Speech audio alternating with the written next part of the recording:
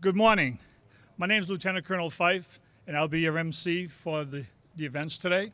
This is the 247th Independence Day celebration for the city of Boston. We hold these truths to be self-evident, that all men are created equal, that they are endowed by their Creator with certain unalienable rights, that among these are life, liberty, and the pursuit of happiness. Ladies and gentlemen, welcome to Boston as we celebrate the 247th anniversary of the signing of the Declaration of Independence.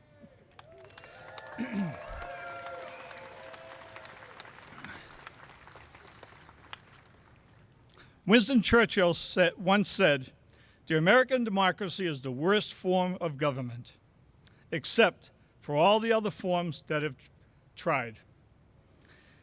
It is the initiation of democracy, the signing of the Declaration of Independence, that we celebrate here in Boston today, as we have for well over 246 years. Our celebration is dedicated to the men and women of the United States Armed Forces. We'll begin today with our traditional flag ceremony, followed by Boston's Independence Day Parade. First stop on our parade route will be the Granary Burying Ground for a short ceremony and laying of wreaths at the graves of John Hancock, Peter Faneuil, Robert Treat Paine, Samuel Adams, and Crispus Attucks. The parade will then continue to the Old State House for the annual 4th of July reading of the Declaration of Independence. Upon completion of the reading, the parade will reform and proceed to Faneuil Hall. Faneuil Hall was donated to the city of Boston by Peter Faneuil, a wealthy American colonial merchant and philanthropist. It has hosted so many pre-revolutionary meetings that it has become known as the American's Cradle of Liberty. It is only fitting that we conclude today's program here, as we have every other 4th of July since 1783. Joining me here on the stage are city councilors, Ed Flynn, City Council President and retired U.S. Navy.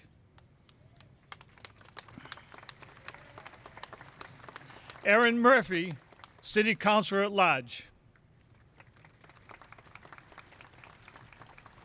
Mayor Michelle Wu.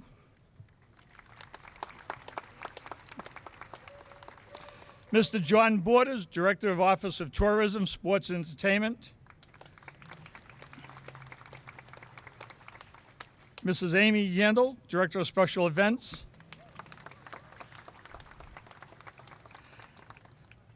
Representative of Veterans Services for the City of Boston, Elliot Pollock. And we have representatives from Newport News, Virginia, representing the Pre-Commissioning Unit, Massachusetts, Lieutenant Wynn and her crewmates.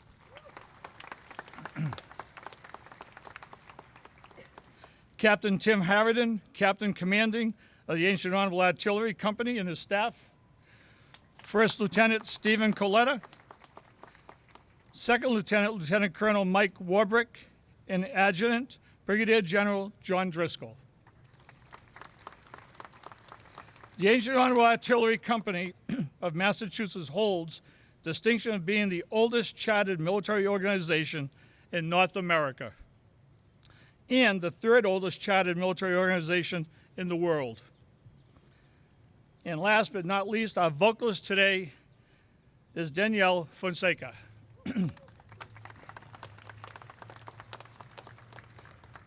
Captain Tim Harridan, Captain Commanding Ancient Honorable Artillery Company, kindly have your adjutant, Brigadier General John Driscoll, call the parade to attention and present arms for the singing of a national anthem by Danielle Fonseca, accompanied by the Zaba Military Band, followed by the Pledge of Allegiance.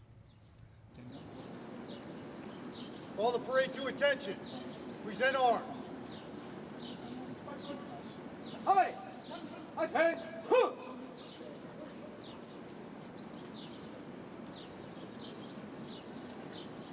Hey, Dad! Huh!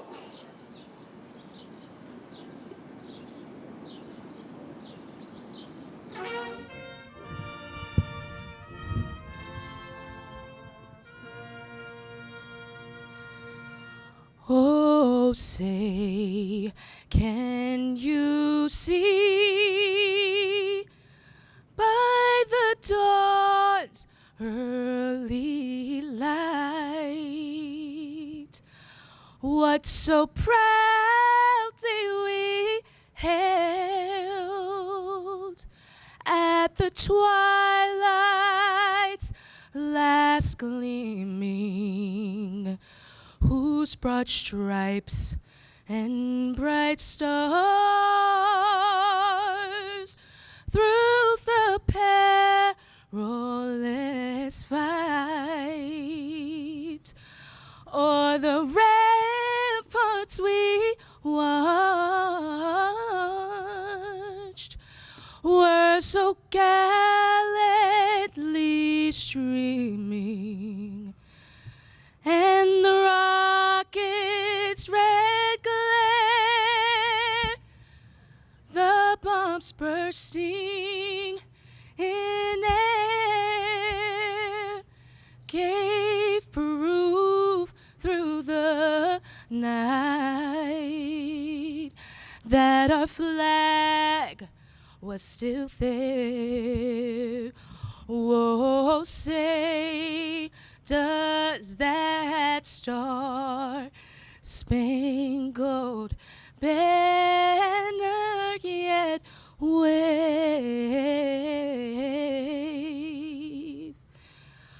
o'er the land of the free and the home of the brave?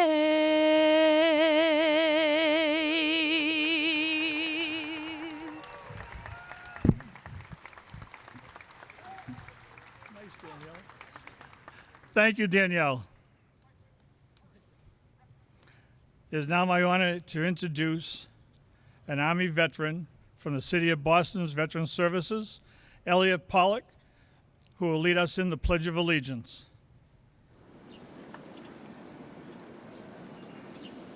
Harmony! Hey, Dad! Huh!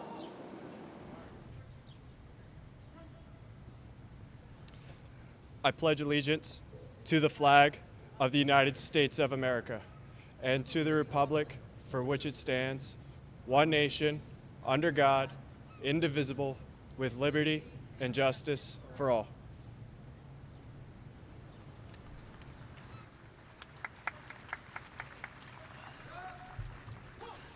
Thank you, Elliot. It is now my distinct privilege to introduce the Mayor of the City of Boston, Mayor Michelle Wu, who is the 56th Mayor of Boston. Mayor Wu is the daughter of immigrants, Boston Public Schools mom of 2 boys, MBTA commuter, and fierce believer that we can solve our deepest challenges through building community. Mayor Michelle Wu. Thank you, Lieutenant Colonel. Good morning and happy Independence Day. It is my deepest honor and privilege to welcome you to the City of Boston, City of Champions, birthplace of American democracy, and a home for all. I welcome guests from across Boston's neighborhoods, from across our Commonwealth and across our country. There is no better celebration of our independence than right here, where we take so seriously and with the utmost responsibility our charge to continue that journey toward a more perfect union every single day. This is a city where we take our celebrations and commemorations seriously, where we take our policy making seriously, and where we fight every day to make sure that we're building a community that truly includes everyone.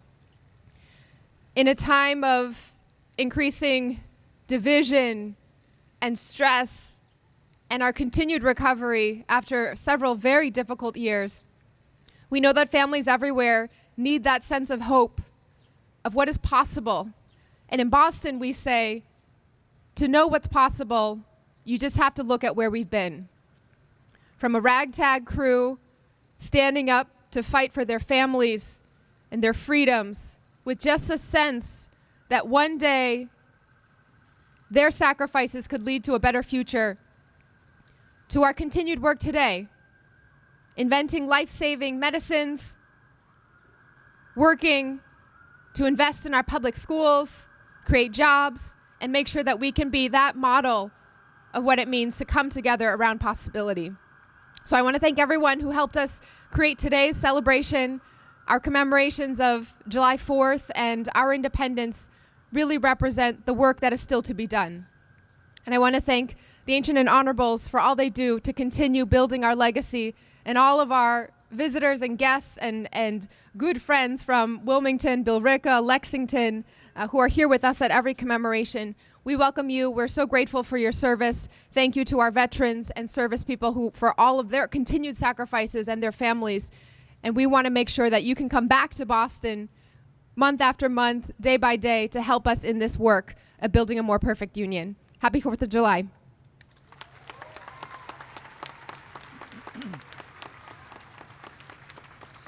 Thank you, Madam Mayor. And now the Zaba Band, under the direction of Mr. Frank Zaba, will play Stars and Stripes Forever.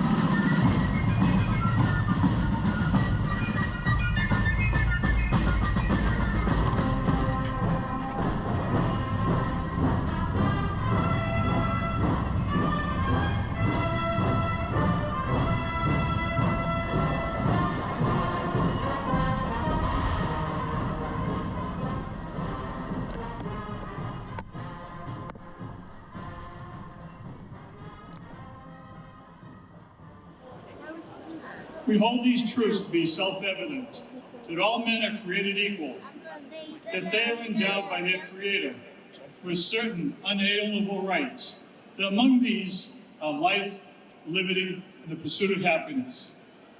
Ladies and gentlemen, welcome to Boston as we celebrate the 247th anniversary of the signing of the Declaration of Independence.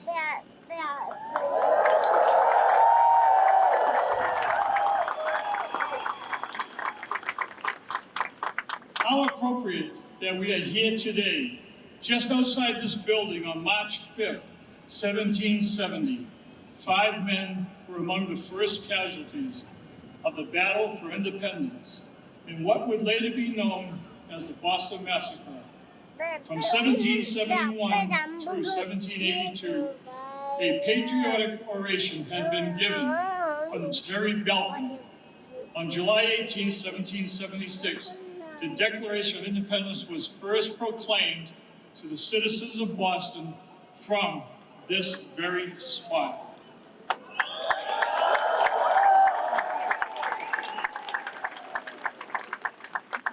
As in revolutionary times, I ask our trumpeter to sound assembly from this balcony.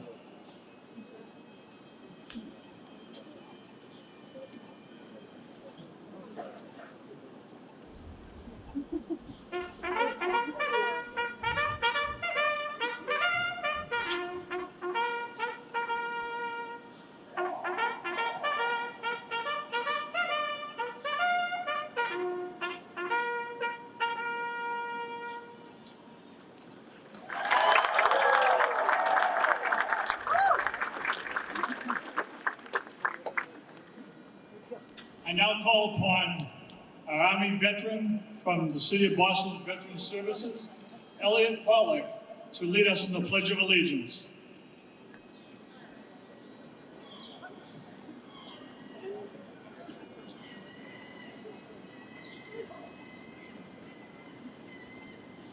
I pledge allegiance to the flag of the United States of America and to the republic for which it stands, one nation, under God, indivisible, with liberty and justice for all.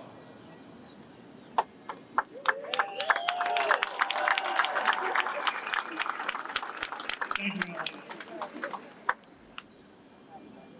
And now, our vocalist, Danielle Fonseca, will sing God Bless America.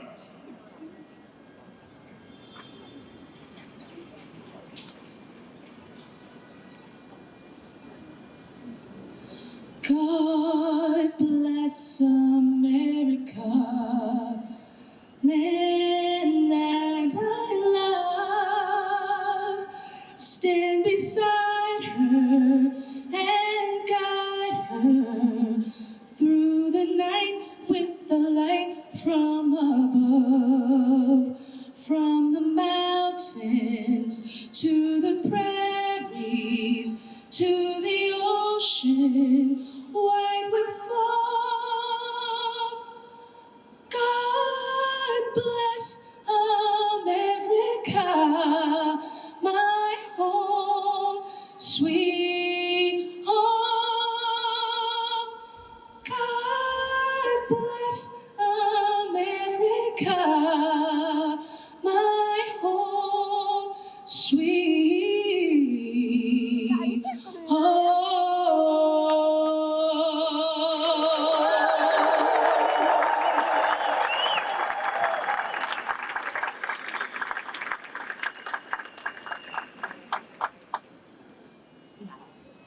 Thank you, Danielle. And now Captain Tim Harridan, Captain Commanding the 8th Honorable Artillery, will read the Declaration of Independence.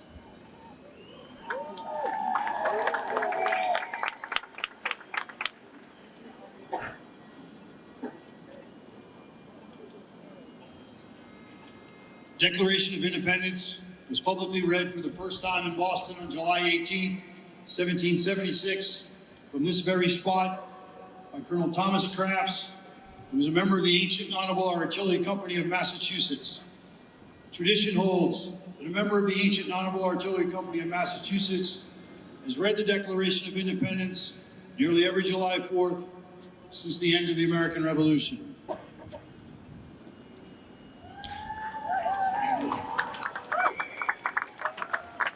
Action of the Second Continental Congress, July 4th, 1776. The unanimous declaration of the 13 United States of America. When in the course of human events, it becomes necessary for one people to dissolve the political bands which have connected them with another, and to assume among the powers of the earth the separate and equal station to which laws of nature and of nature's God entitle them, a decent respect to the opinions of mankind requires that they should declare the causes which impel them to separation. We hold these truths to be self-evident, that all men are created equal, that they are endowed by the Creator with certain unalienable rights, that among those are life, liberty, and the pursuit of happiness.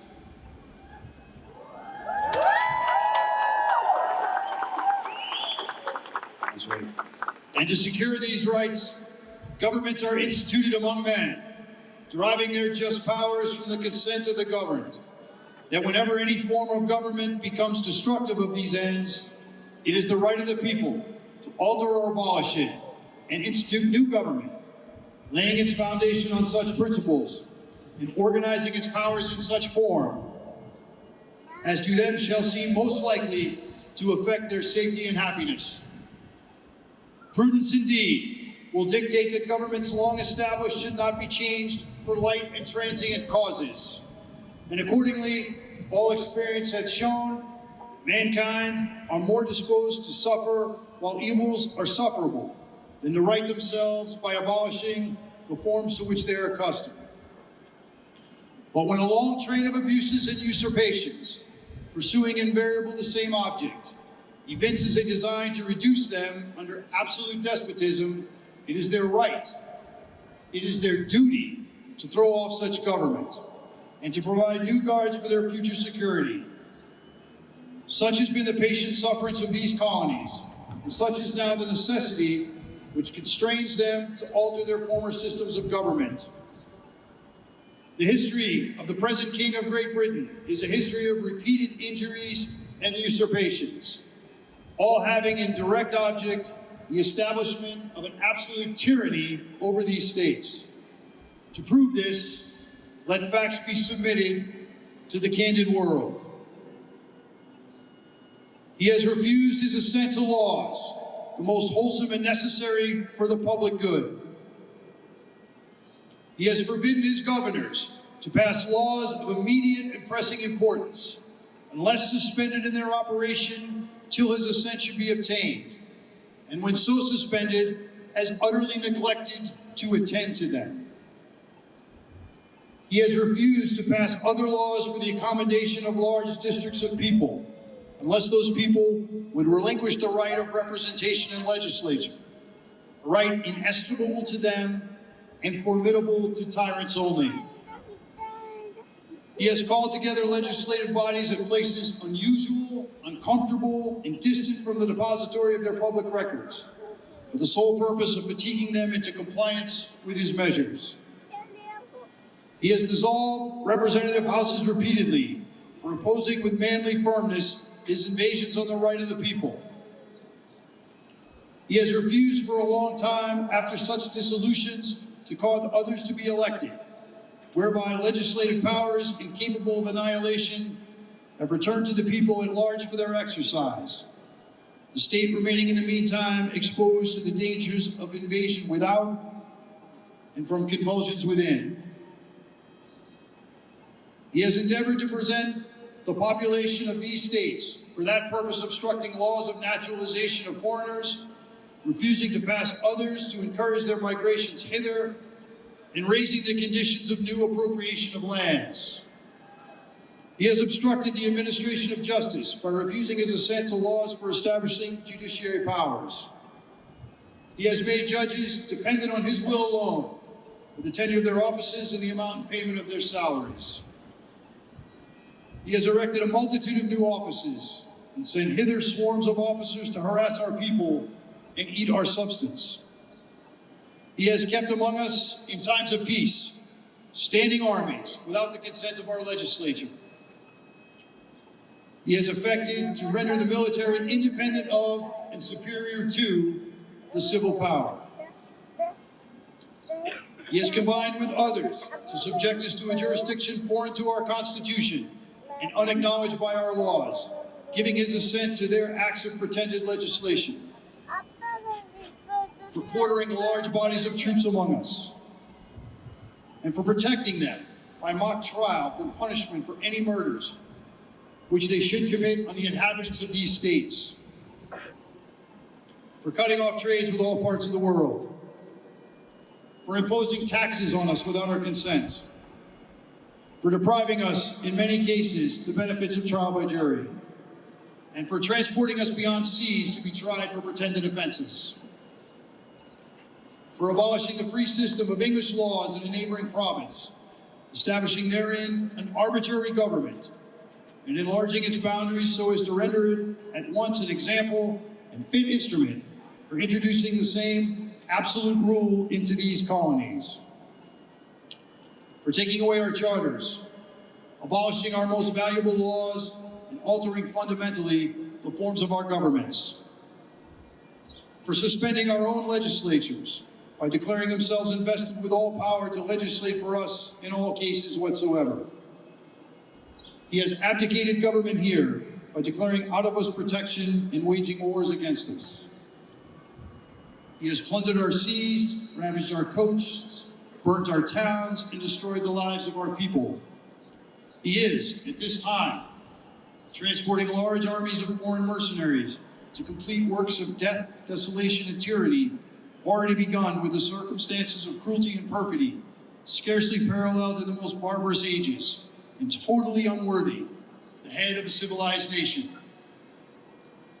He has constrained our fellow citizens, taken captive on the high seas to bear arms against their country, to become executioners of their friends and brethren, or to fall themselves by their hand. He has excited domestic insurrections among us, and has endeavored to bring on the inhabitants of our frontiers, the merciless Indian savages whose known rule of warfare is an undistinguished destruction of all ages, sexes, and conditions. In every stage of these oppressions, we have petitioned for redress in our most humble terms. Our repeated petitions have been answered only by repeated injury. A prince whose character is thus marked by every act which may define a tyrant is unfit to be the ruler of a free people. Nor have we been wanting in attentions to our British brethren. We have warned them from time to time of attempts by their legislature to extend an unwarrantable jurisdiction of us. We have reminded them of the circumstances of our immigration and settlement here. We have appealed to their native justice and magnanimity. We have conjured them by ties of common kindred to disavow these usurpations, which inevitably corrupt our connections and correspondence. They too have been deaf to the voice of justice and of consanguinity. We must therefore acquiesce in the necessity which denounces our separation, and hold them, as we hold the rest of mankind, enemies in war and in peace friends. We, therefore, the representatives of the United States of America,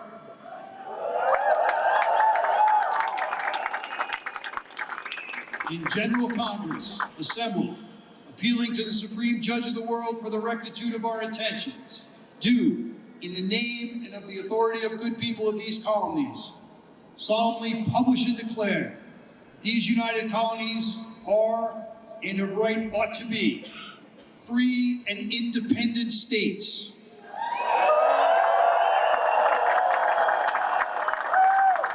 That they are absolved from all allegiance to the British Crown, and that all political connection between them and the state of Great Britain is and ought to be totally dissolved, and that as free and independent states, they have the power to levy war, conclude peace, contract alliances, establish commerce, and do all other acts and things which independent states may have right to, and for the support of this declaration. With a firm reliance on the protection of divine providence, we mutually pledge to each other our lives, our fortunes, and our sacred honor.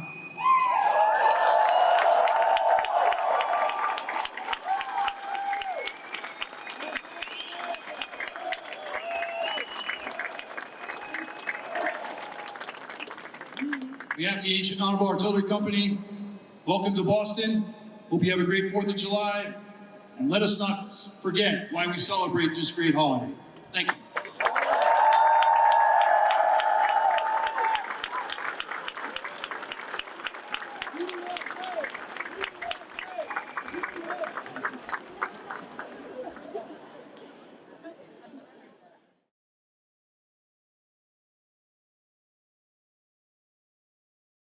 Ladies and gentlemen, welcome to historic Faneuil Hall.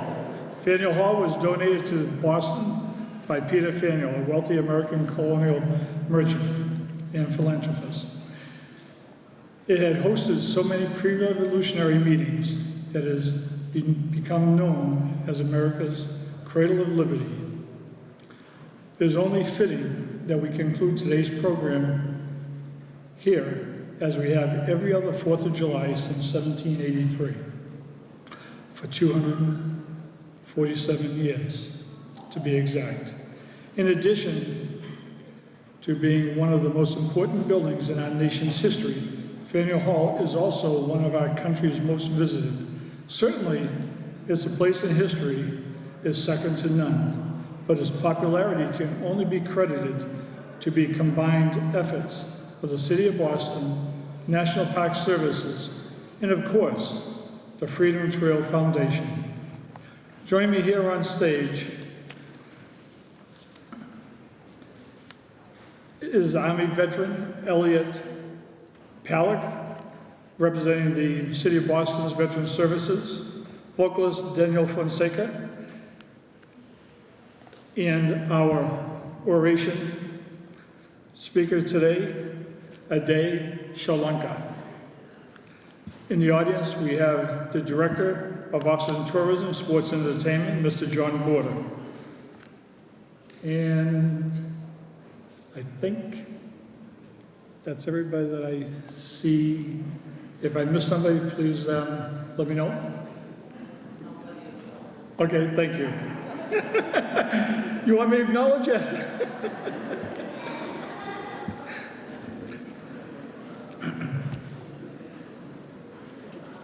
Ladies and gentlemen, if you're not doing so already, please stand, and gentlemen, kindly remove your headgear as our vocalist, Ms. Fonseca, honors America's 247th birthday with the singing of our national anthem. Okay.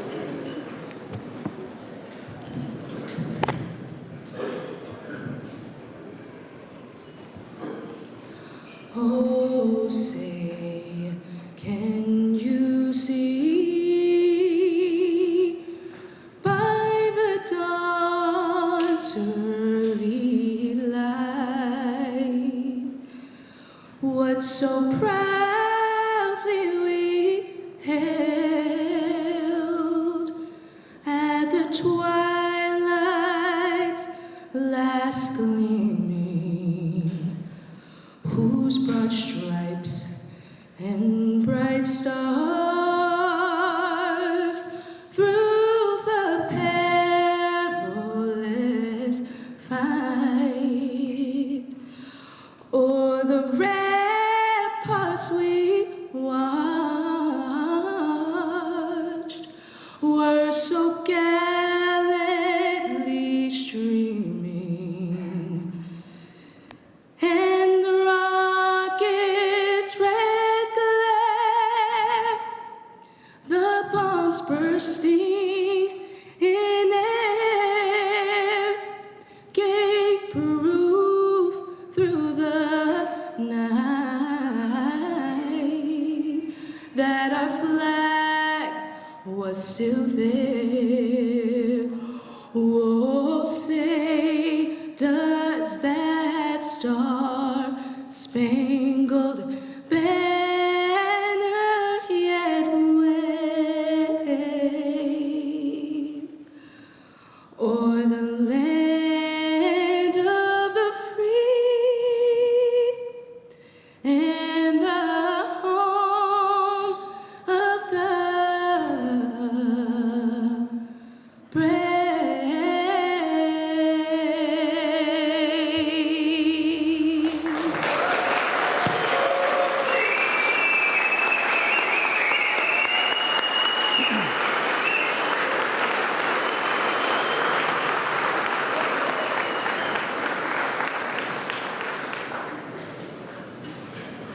Thank you, Danielle.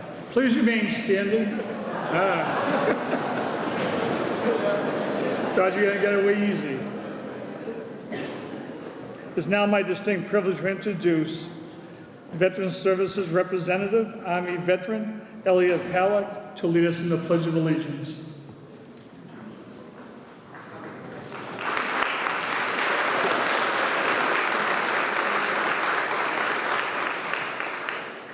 I pledge allegiance to the flag of the United States of America and to the republic for which it stands, one nation, under God, indivisible, with liberty and justice for all.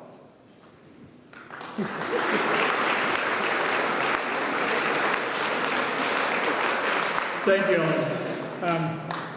Elliot, he got drafted today, okay? Didn't know he was going to do all this. Let's give him another round. Excellent job today.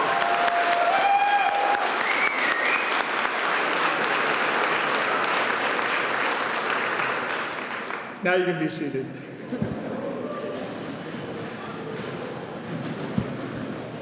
Since 1783, for 236 years to be exact, the City of Boston has concluded our Independence Day exercises here at Faneuil Hall with a patriotic oration. Today's orator is none other than our beloved,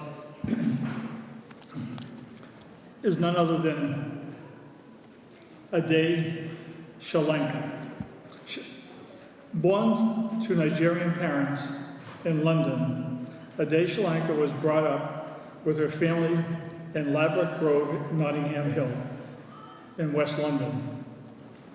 She earned an MFA in screenwriting from the University of Southern California School of Cinematic Arts, where she was a Fulbright Scholar and Pi Beta Kappa International Scholar. She also has a postgraduate diploma in creative writing from Goldsmith University of London and an honors degree in English literature from the University of Sheffield. She is a British-Nigerian playwright and screenwriter. She is best known for her debut stage play, Pandora's Box, which was produced at Akala Theatre and was nominated as Best New Play in the Off-West End Theatre Awards. Her other writing credits include the award-winning BBC radio drama series Westway and the Nigerian feature film Dazzling Mirage. She is the founder and creative director of the company Spora Stories, whose aim is to create original dramas for stage and screen, telling the dynamic stories of African diaspora. Solanke has previously worked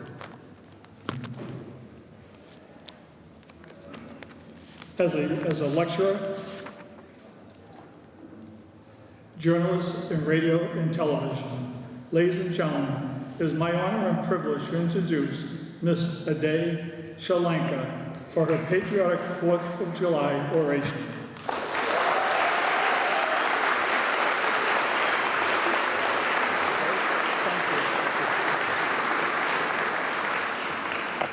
Good morning.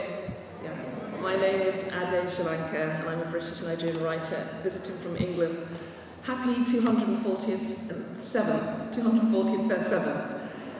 Thank you to the City of Boston for the very, very kind invitation to be with you here today. It's absolutely wonderful. I'm quite overwhelmed, actually.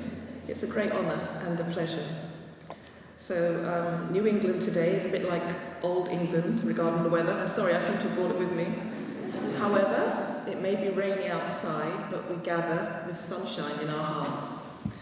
And although I am from England, I do understand the significance of Independence Days. As you were told, I'm also Nigerian, and my family celebrate an Independence Day. Come October the 1st, my phone will explode with green and white images to celebrate Nigerian Independence Day. Those are our national colours. In a month from now, it will explode with red, gold and green as we celebrate Jamaican Independence Day, as some of you will know. So throughout Africa and the Caribbean, on different days throughout the year, nations celebrate, as you're celebrating here, freedom from colonial control. So today I speak as much as part of the African diaspora as I do as somebody from England. Like many in the UK, I have a very close interest in America. I've actually lived here twice now, first in the 90s when, as you were told, I was at USC in California. And now I feel I've completed my education because I've spent time in Boston. And the interest is not just my own personal one, but we're all very focused on how events of 250 years ago here relate to us in the diaspora all over the world. As you know, I'm sure you've seen on the programme for today's events, at 1:30 at Downtown Crossing, another part of today's programme involves a reading of Frederick Douglass's famous speech, "What to the slave is the 4th of July?" And that question has actually prompted some of the topics I'd like to reflect on today. Frederick Douglass behind me on the podium. I want to think about how do we remember and reimagine the lives of enslaved people who lived through the American Revolution, who contributed to the American Revolution. I want to think about AI and American independence. I know you're thinking, AI, was that there at the time? I'll explain what I mean in a moment. And then also I want to think, as I suppose we're all thinking today, what does it mean to have a revolution? I was at the State House a moment ago and listening to the Declaration of Independence. What is a revolution, and how is it that we evolve a revolution? So, the first topic, remembering and reimagining historical figures. It's actually the reason I'm here with you in Boston. I'm here as a Fulbright scholar at Emerson, just 5 minutes from here. And I'm very privileged to be actually writing a play about an exceptional Boston figure, an incredible African-American writer. She was an enslaved African woman who was a child prodigy, a poet, a celebrity, and she's been called a genius in bondage. Her name, some of you will know already. Some of you are smiling. Phyllis Wheatley, yeah? Some of you know who she is. She was the first African-American to publish a book in English. The book was called Reflections on Various Subjects, Religious and Moral, and she published it in London in 1773. She was about 19 at the time, and she'd actually lived for 12 years, having been brought here as a slave. She lived in 12 years a slave in Boston. And her story, when I found out about it, I found it so remarkable, so extraordinary, so compelling. I came from London to study her, to find out more about Boston and the Boston of yesterday, where she'd, as I say, lived for 12 years. And I've become so obsessed. I've written not just one, but 2 plays about her. One is called Phyllis in London, which is about the actual trip to London in 1773 to publish her book. And the other one is about her return to Boston. And it will be on this November. Some of you are tourists, but hopefully quite a few of you will be here in November. And it will be set and performed in the actual church where she was a congregant. If you're a tourist, I'm sure, but I actually hope you've actually found time to visit Old South Meeting House, which is just near the State House where we were. That was her actual church. Phyllis, and I think she was baptized in 1771. So Phyllis and other enslaved congregants had to sit in the slave gallery, but I can promise you, you can sit wherever you like when you come to the play. It will be on in November. So many Bostonians have heard of Phyllis. I think she's taught about in schools here. And you'll see her picture when you pass through arrivals at Logan Airport. And you can actually sit next to her statue at the Women's Memorial on Commonwealth Avenue. And there's actually a very small statue of her in the church I mentioned, Old South Meeting House. And so she's on the landscape for very good reason. I call her a Boston miracle.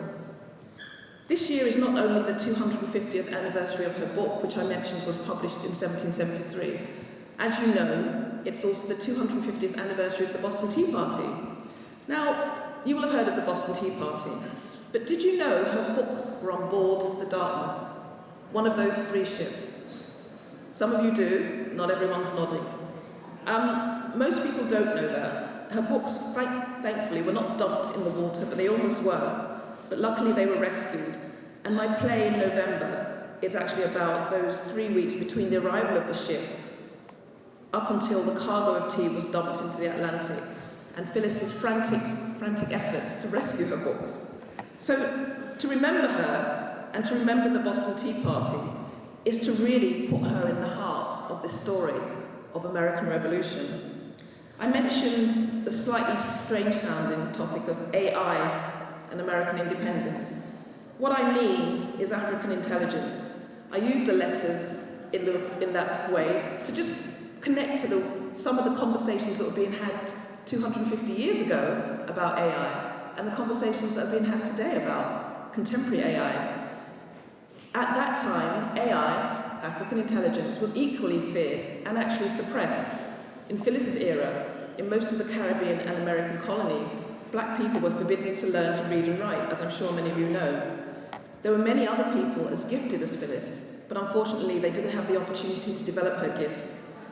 For her, the Wheatley family, who owned her and actually bought her when she was enslaved, she was able with them to develop her gifts. She became an exceptional example of AI. And what does AI have to do with the American Revolution? As I say, the events we're remembering today have her, someone with that kind of story and experience, at its heart.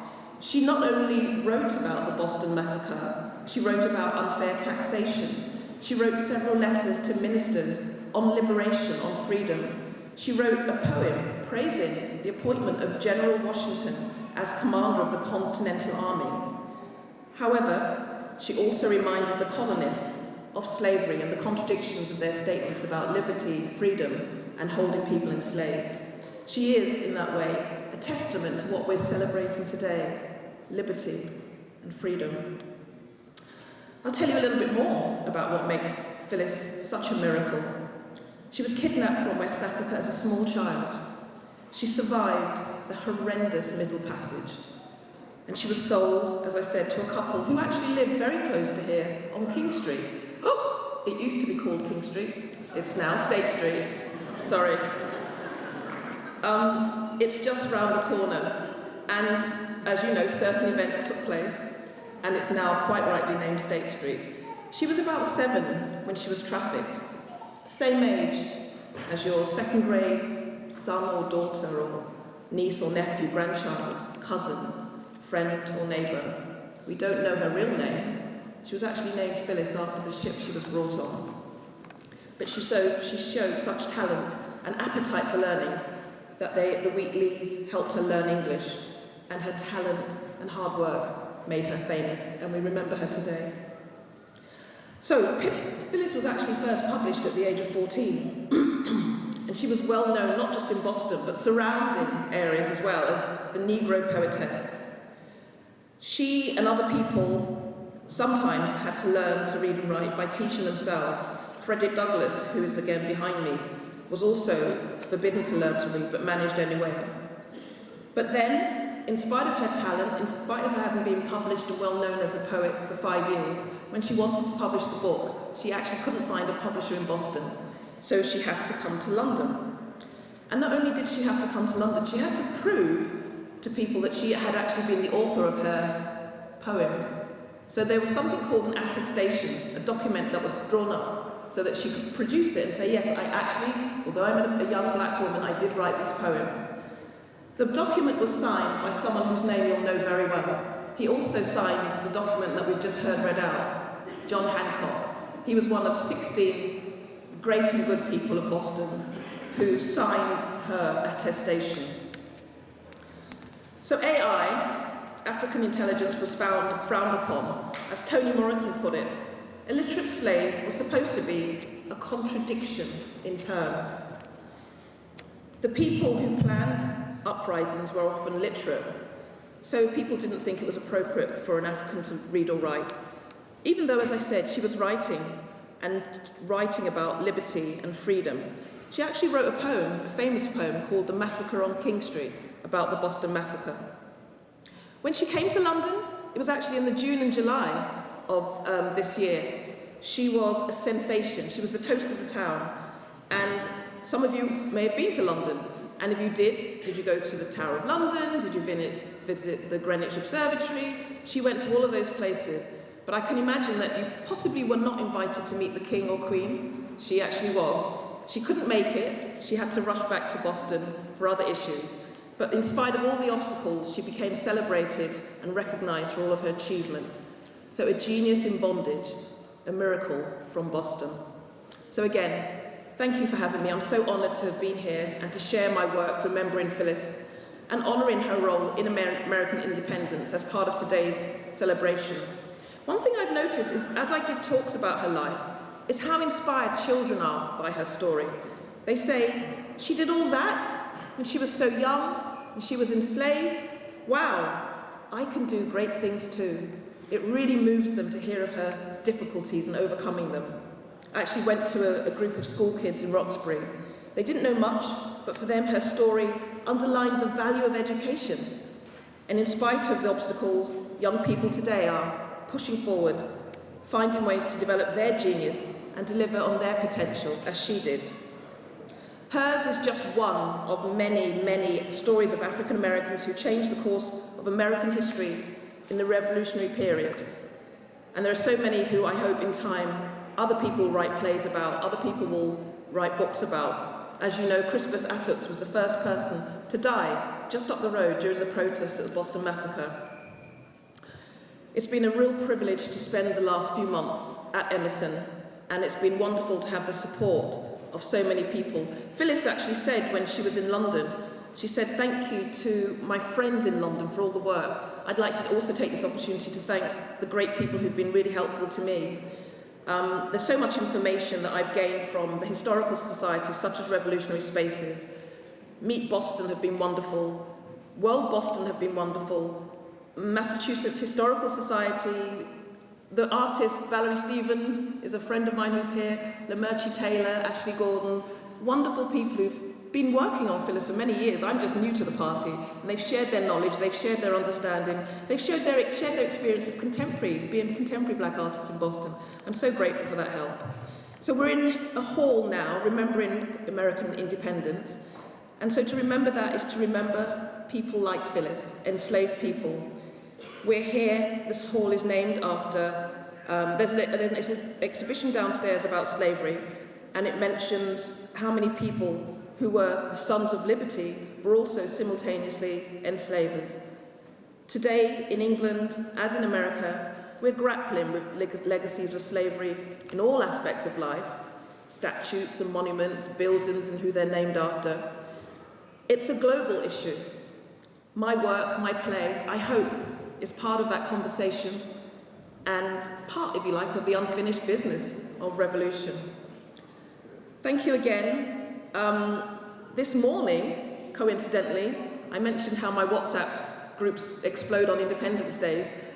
Today is the 50th anniversary of CARICOM, the Organisation for Caribbean Unity. And so off went my WhatsApp, and one of the messages said, let us stand tall, united as one, and build on a future of shared success. So amen to that. Please support our play. Come check out my website for more information. Look at Revolutionary Spaces. Tell people, if you're a tourist, come to the play in London. Have a nice trip to London and see Phyllis in London. If you're in Boston, come and see the play in November. There's also, I should let you know, a City of Boston Phyllis Wheatley Week, which is happening towards the end of August, throughout the week of September. Her book was published on the 1st of September, so it will be celebrating that. Please look out for details. I hope this story of a Boston miracle called Phyllis helps commemorate your city's historic central role in the revolution and in the abolition movement. I hope it highlights the role of art in creating change and fostering unity, and helps us to celebrate the spirit of progress for human rights and liberty, and union for all and forever. Thank you.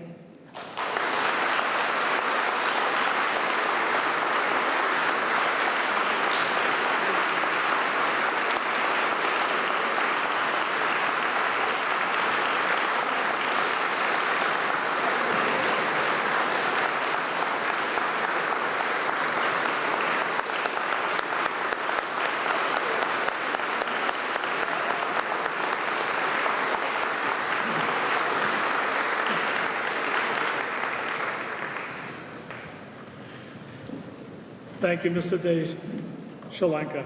Ladies and gentlemen, please welcome once again Ms. Danielle Fonseca, who will now sing God Bless America.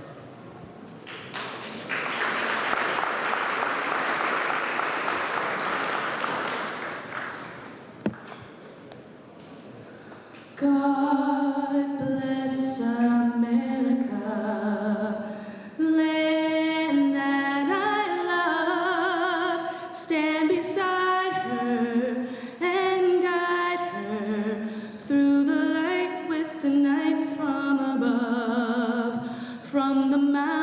mountains, to the prairies, to the oceans, white with foam. God bless America, my home, sweet home. God bless America, my home, sweet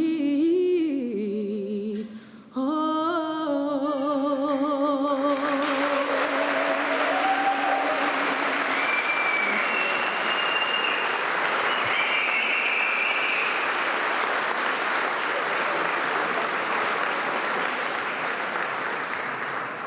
Thank you, Danielle. Now the Zava Band, under the direction of Mr. Frank Zava, will play Stars and Stripes Forever. And when you see Frank and his wife, wish them a happy anniversary, because today is Frank and his wife's anniversary.